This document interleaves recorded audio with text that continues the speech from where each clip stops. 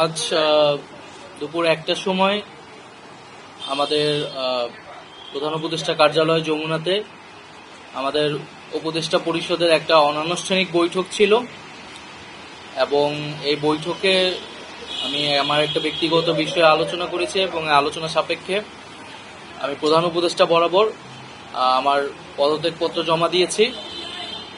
আমার যেই দুইটি মন্ত্রণালয় ছিল, তথ্য ও সম্প্রচার এবং ডাক, টেলিযোগাযোগ এবং তথ্য প্রযুক্তি, দুইটি মন্ত্রণালয়ের দায়িত্ব থেকে আমি ইস্তফা দিয়েছি।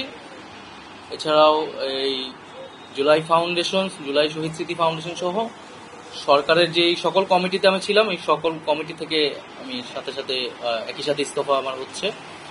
তো মূলত একটি গণ অভ্যুত্থানের প্রেক্ষিতে 8ই আগস্ট আমরা গণ অভ্যুত্থানের প্রতিনিধি হিসেবে প্রথমে 2 জন এবং পরবর্তীতে আরও একজন, 3 জন অন্তর্বর্তী সরকারে দায়িত্ব নেই অন্যান্য উপদেষ্টাবৃন্দের সাথে। তখন দেশের জাতীয় নিরাপত্তা এবং গণ অভ্যুত্থানের আকাঙ্ক্ষা বাস্তবায়নের লক্ষ্যে আমাদের সেই সময় দায়িত্ব গ্রহণ করাটা আমাদের কাছে মনে হয়েছিল যৌক্তিক। গত 6.5 মাসের প্রেক্ষিতে সরকার কাজ করছে, হয়তো আমরা আশানুরূপ ফলাফল এখনো পাইনি, কিন্তু আমার কাছে মনে হয়েছে যে সরকারের একটা স্ট্যাবিলিটিতে সরকার এসেছে এবং ব্যক্তিগতভাবে সরকারের বাইরে যে দেশের বর্তমান যে পরিস্থিতি, সেই পরিস্থিতিতে একটি রাজনৈতিক শক্তির উত্থানের জন্য আমার রাজপথে থাকা প্রয়োজন, ছাত্র জনতার কাতারে থাকা প্রয়োজন এবং আমরা যে গণতান্ত্রিক পরিবর্তনের আকাঙ্ক্ষা করি, সেই আকাঙ্ক্ষার জন্য এবং আমার যে গণ অভ্যুত্থানে যে ছাত্র জনতা অংশগ্রহণ করেছে সেই শক্তিকে সংহত করতে আমি মনে করেছি যে আমার সরকারের থেকে আমার সরকারের বাইরে রাজপথে আমার ভূমিকা বেশি হবে এবং আমার বাইরে যারা আমাদের সহযোদ্ধা রয়েছেন তারাও এটি চান এবং সেই প্রেক্ষিতে আমি মূলত আজকে পদত্যাগপত্রটা জমা দিয়েছি। তো গত 6 মাসে আমি আমার জায়গা থেকে চেষ্টা করেছি কাজ করে যাওয়ার। 2টি মন্ত্রণালয়ের বাইরেও অনেক অতিরিক্ত দায়িত্ব আমাদের পালন করতে হয়েছে। আমরা চেষ্টা করেছি এবং মন্ত্রণালয়গুলোতেও আমরা কিছু কাজ করেছি, সেই কাজের ফলাফল হয়তো সামনে জনগণ পাবে। 6 মাস খুবই কম সময়, তারপরও আমি হয়তো চেষ্টা করেছি, আমার কাজ আর ফলাফল সেটা জনগণ মূল্যায়ন করবে।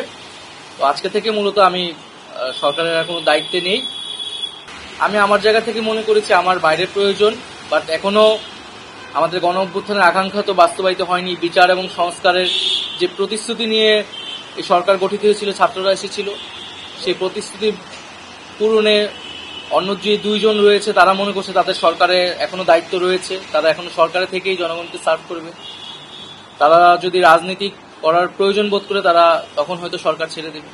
হ্যাঁ, নতুন যে রাজনৈতিক শক্তি এবং দল গঠন হচ্ছে, আমি সেখানে অংশগ্রহণ করতে আমার অভিপ্রায় আছে এবং জনগণের সাথে মিশে আবারও জনগণকে ঐক্যবদ্ধ করা এবং আমাদের যে গণ অভ্যুত্থান এর যে প্রতিশ্রুতি সেটা বাস্তবায়নে মাঠে থেকে কাজ করার লক্ষ্যেই আমি সরকার থেকে পদত্যাগ করছি। না, আমাদের তো অনেক সীমাবদ্ধতা ছিলই, আমরা সেই সীমাবদ্ধতাগুলো কাটানোর চেষ্টা করেছি সবসময় এবং এখানে সীমাবদ্ধতা ছিল, আমলাতান্ত্রিক জটিলতা ছিল।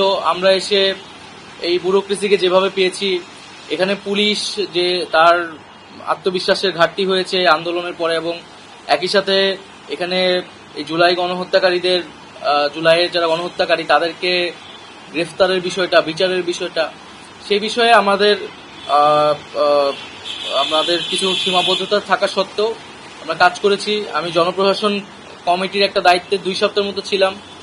2 সপ্তাহের মিটিংয়ে আমরা সিদ্ধান্ত নিয়েছি যে যারা 18 সালের ডিসি ছিল এবং দুর্নীতির সাথে জড়িত ছিল তাদেরকে সরানোর ব্যবস্থা, এরকম কিছু উদ্যোগ আমরা নিয়েছি এবং আমি আশা করব যে অন্তর্বর্তীকালীন সরকার সামনের দিনগুলোতে জনগণের যে আকাঙ্ক্ষা, গণ অভ্যুত্থানের যে আকাঙ্ক্ষা, সেই আকাঙ্ক্ষা বাস্তবায়নে তারা সচেষ্ট হবে এবং দেশের যে আইন শৃঙ্খলা পরিস্থিতি, সেই আইন শৃঙ্খলা পরিস্থিতি এবং দ্রব্যমূল্য নিরসনে তারা সফলতা দেখাতে পারবে।